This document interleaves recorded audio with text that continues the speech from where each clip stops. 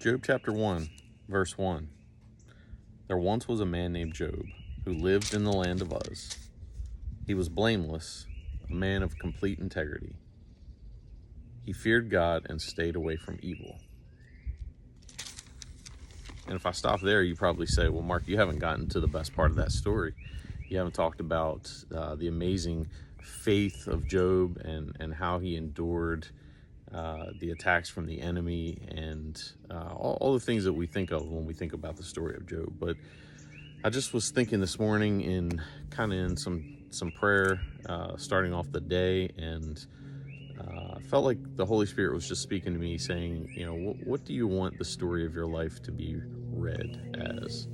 And, every day that we live, we are, writing a new chapter and a new page in, the story of our lives. And I thought how amazing it was that, the Bible starts off and it introduces us to this man named Job, by talking about the fact that he was blameless before God, that he was a man of complete integrity, and that he feared God and he stayed away from evil. So it tells us all that before it tells us how blessed he was and the family that he had and the great wealth and notoriety that he had. But it really just talks about his character and his integrity, what type of man that he is.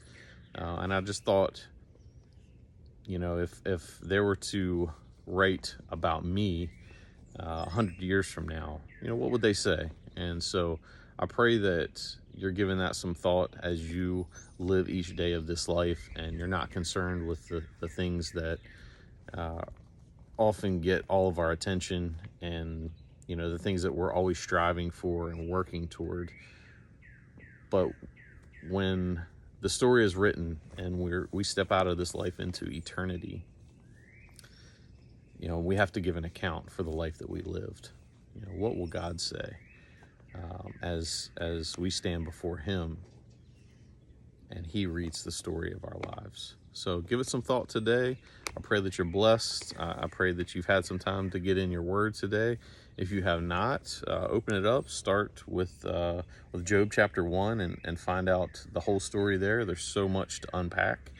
And if you've never read that story and maybe just heard the highlights, it's worth reading every word. So again, I pray you're blessed, and I hope you have a great rest of your day. Enjoy the sunshine. If you get a chance to get out, it's beautiful today and been much awaited and much needed. So have a good one.